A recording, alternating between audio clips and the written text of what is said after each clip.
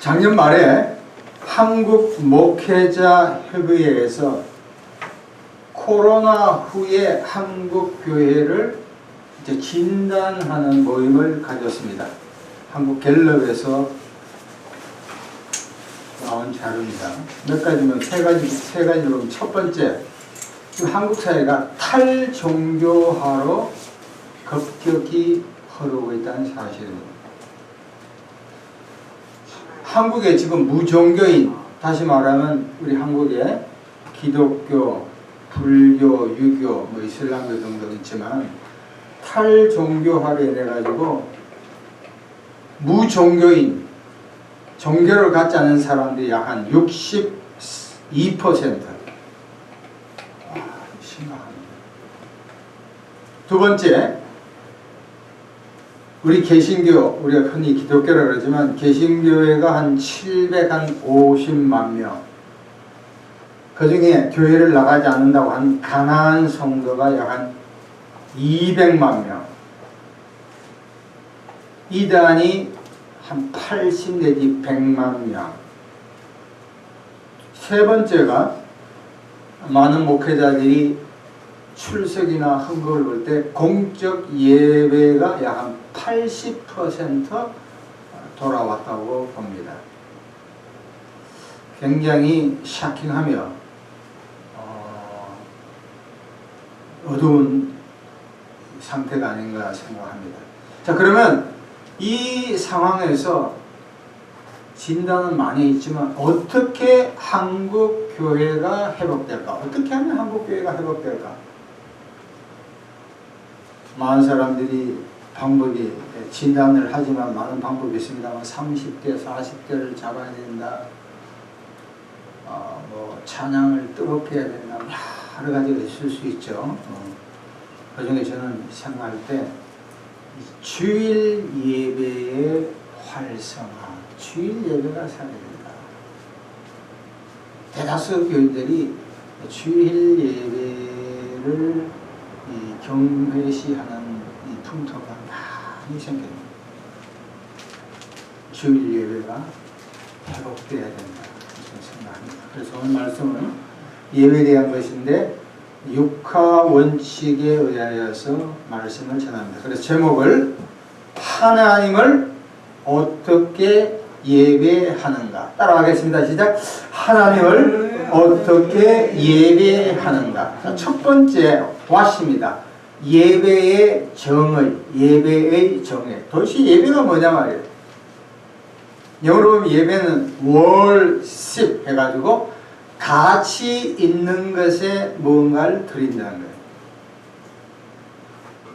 피조물이 창조주에게 경배하는 거예요. 예배는 피조물이 창조주에게 경배하는 거예요.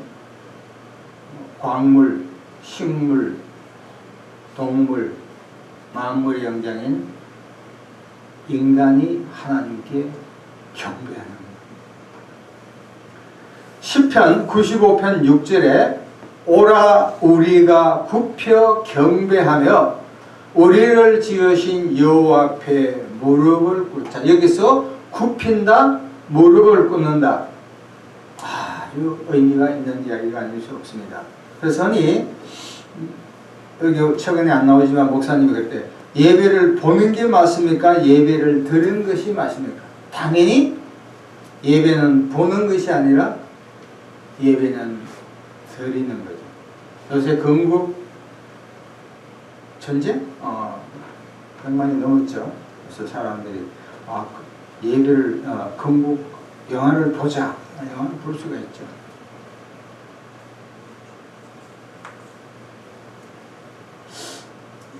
지금 강남에 어떤 교회가 주일날 예배를 한 5부, 6부까지 드리죠. 5부 때나 6부 때 목사님이 피곤해서 그런지 3부 때 예배 드린 걸 갖고 스크린을 갖고 이렇게 보여줍니다. 그리고 마지막에 자기가 와서 축도해요. 이게 예배입니까? 연속곡 하나 보는 거지. 잘못된 거예요. 아주 잘못된 거예요. 아주 잘못된 거예요. 그는 예배를 보는 거죠. 예배 한 편을 보는 거지 생명력 있는 예배를 드린다고 볼 수가 없습니다. 그래서 예배. 두 번째, why? 죄송합니다. who? 예배의 대상이 누구냐? 누가 예배를 드린가? 누가 예배를 드리는가? 요사이 납골당 사람을 묻지 않고 이제 화장을 해서 납골당이 말입니다.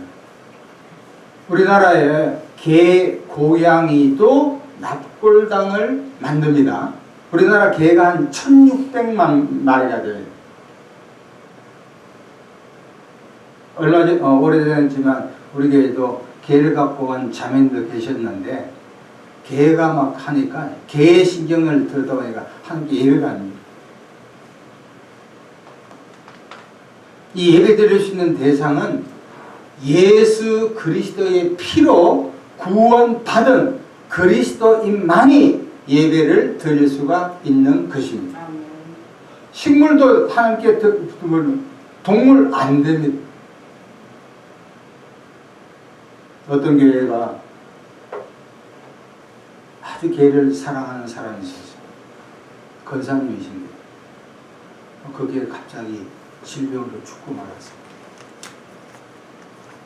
그러면서 목사님을 초청해서 그 돌아가신 개님을 위해서 예배드리라는 거예요. 그러니까 목사님이 권사님 정신 차리세요. 어떻게 개를 예배를 드립니까? 그러니까 안 들어지면 이제 뺏겨서 교회 안 나옵니다. 그래서 목사님이 개탄을 했대. 야, 내가 진짜 잘못 목회했구나.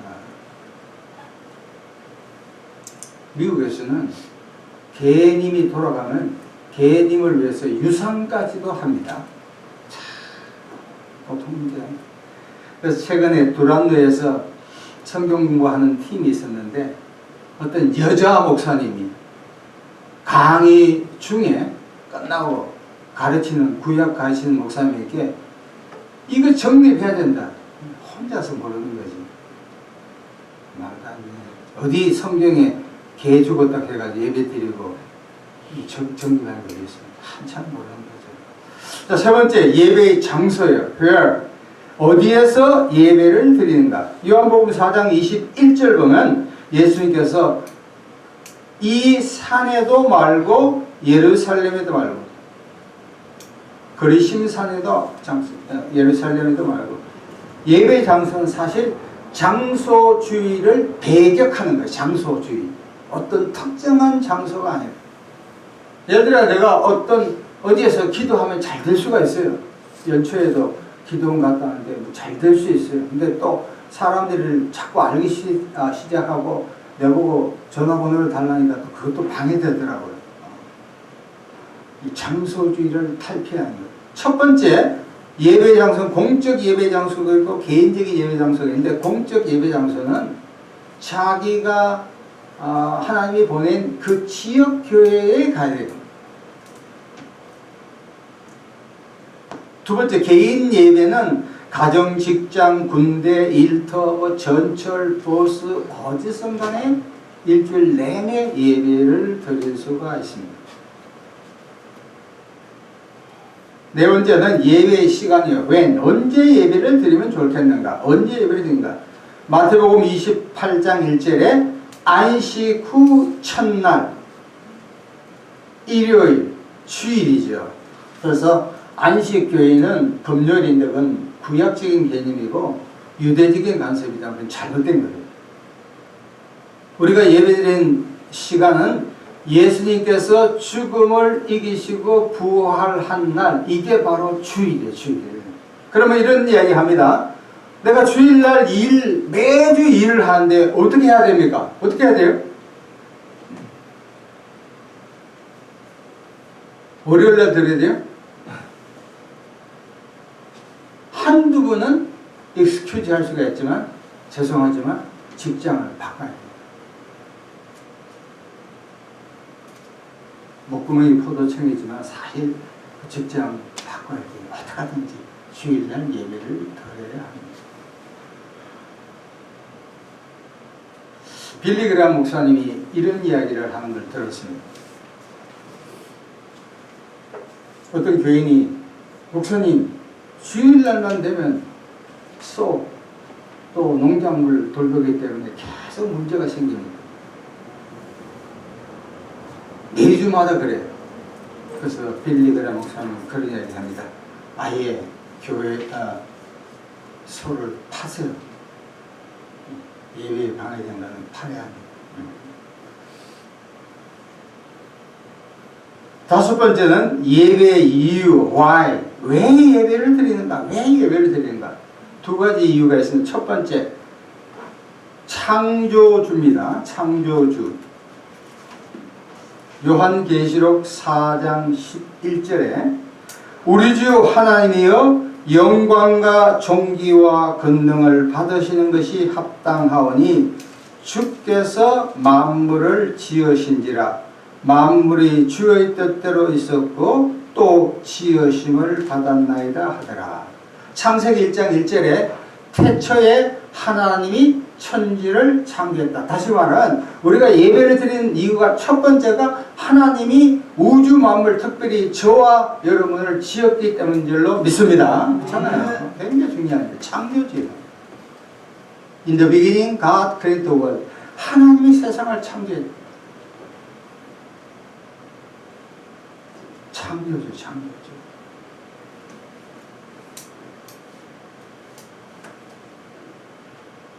오카노 목사님이 그렇게 말씀했는데 우리가 여러분 찬송가를 이때 보면은 우리가 인도하거나 찬양을 이때 보면은 그 찬송가 선택할 때도 우리가 이 철학이나 이 신학적인 배경이 굉장히 중요해요.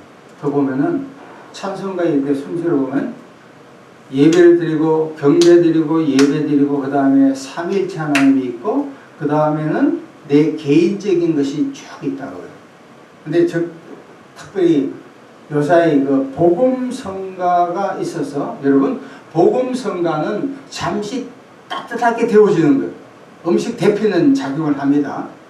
그런데 사실상 하나님에 대한 예수님에 대한 성령님에 대한 찬양이 많아야 돼요.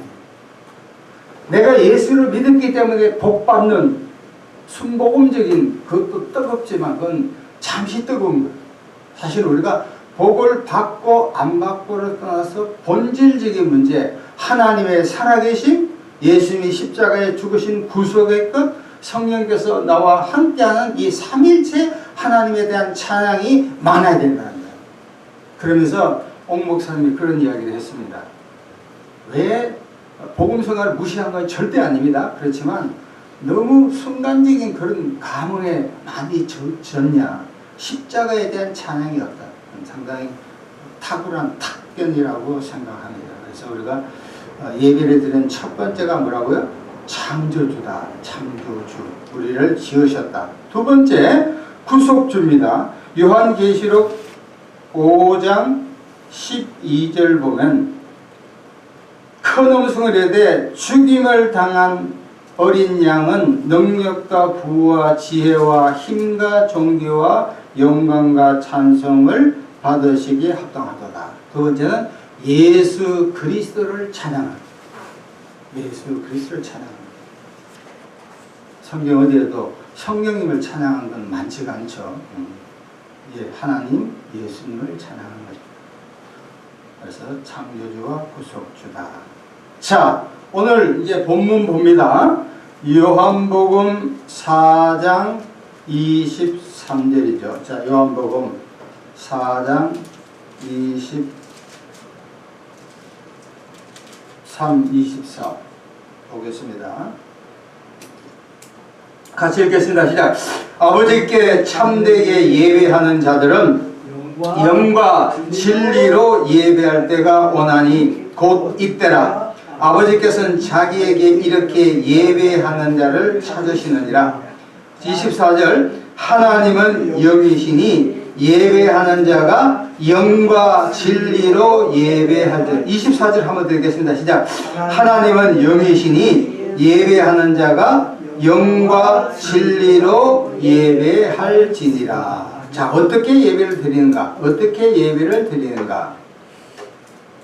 가장 중요한 이 내용을 말씀을 드리는 첫 번째, 거기 보면은 영.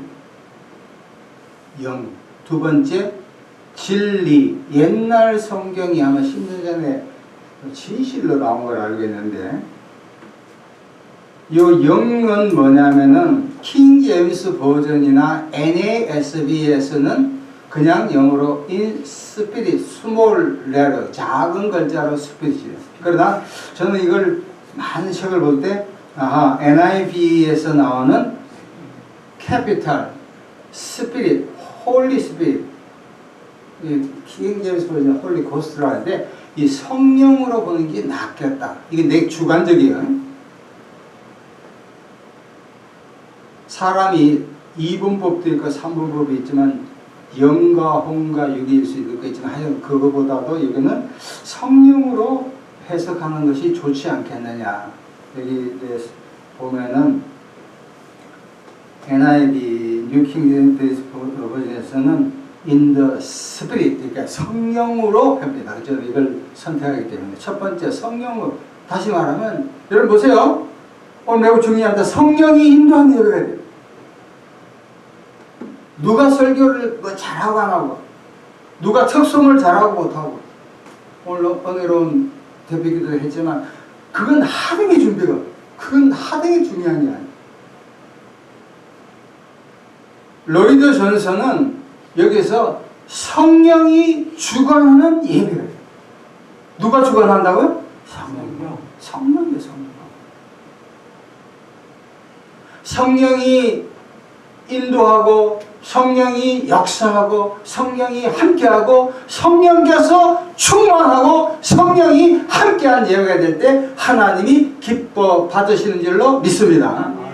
장로교를 썼던 요한 켈빈도 예배를 드릴 때 성령이여라고 3번 이야기해요. 순복음교회도 그걸 참 잘하잖아요. 성령님 모십니다. 오시옵소서 환영합니다.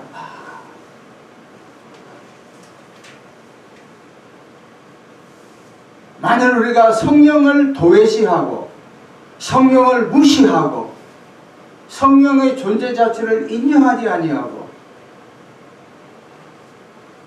인간적인 아무리 현란한 기도, 찬양, 설교를 한다고 해도 하나님은 그걸 받아들이지 않을 것입니다. 그래서 우리가 예배를 인도할 때, 인도자, 교독할 때, 특별 찬양할 때, 대표 기도할 때, 심지어 광고할 때, 설교할 때, 축대할 때, 모든 역사에서 가장 중요한 게 누굽니까? 성령께서 이 예배를 인도하도록 우리가 성령님께 영혼육을 맡게 할 줄로 믿습니다. 네, 굉장히 중요한 거입니다. 두 번째, 진리요, 진리. 이 진리는 헬라어로 알레테이아인데 여기에 대한 해석도 다양하지만 어떻게 됐든 간에 이 진리는 하나님의 말씀에 입각한, 다시 말하면 말씀을 올바르게 선포하는. 요새 CTS인가? 요새 CTS가 CBC보다 더 많이 본다고 그래요. 목사님들이 열심히 잘하고 계시지만 한편으로는 설교가 간정 일변도에 흐르고 있다.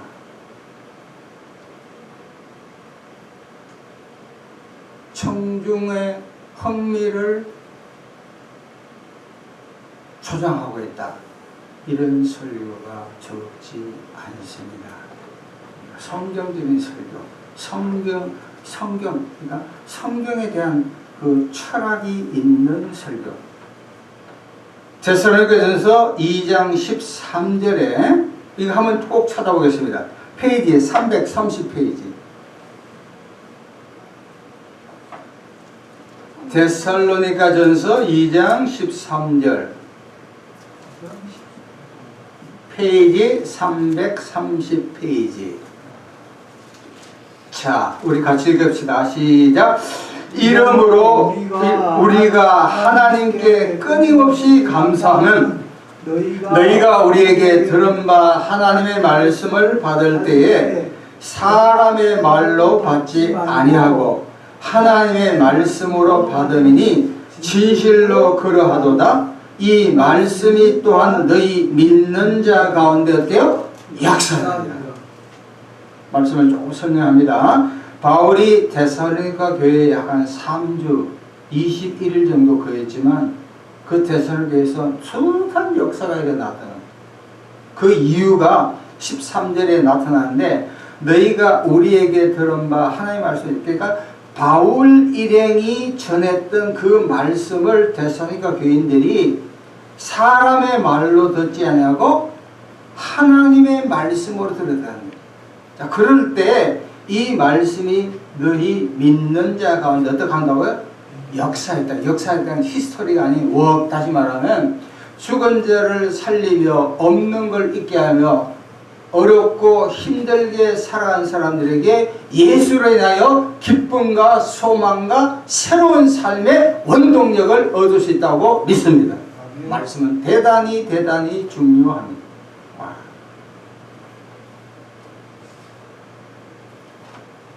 다시 한번 요한복음 4장 24절을 봅니다. 하나님의 영이시니 예배하는 자가 성령으로 성령 충만으로 또 설교한 자가 하나님의 말씀에 입각하여 말씀을 전할 때 하나님은 기쁘게 받아들여서 지난 한 주 동안의 모든 삶의 그 찌꺼기 잘된 것도 있지만 상처받고 힘들고 외롭고 고통당하고 그 모든 것이 이 말씀을 듣는 가운데 걸러지며 또 한 주를 예수 안에서 기쁨을 가지고 교회를 나가서 이 한 주를 승리할 줄로 믿습니다. 아멘. 요셉 케이브라는 지금 그렇지 않지만 옛날 그 체코 공산당 있을 때의 이야기입니다.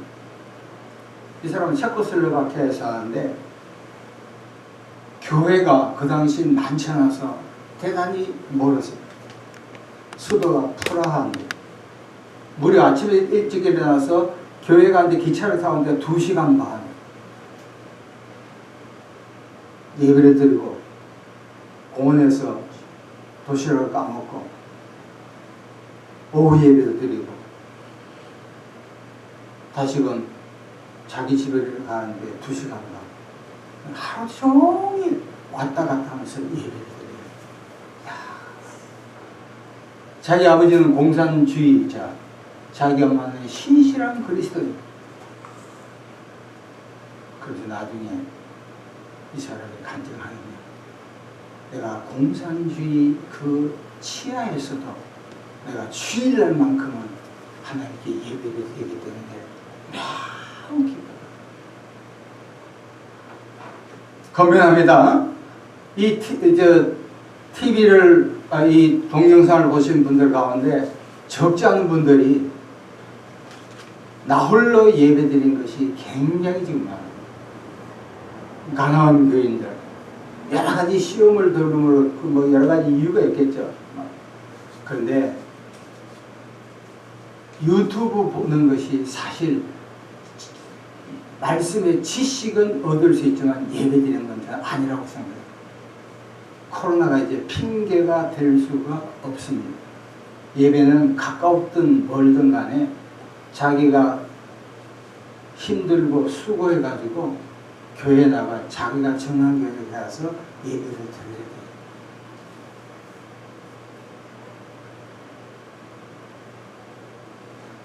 시편 122편 1절에 여호와의 집에 올라가자 할 때에 내가 기뻐하였노라.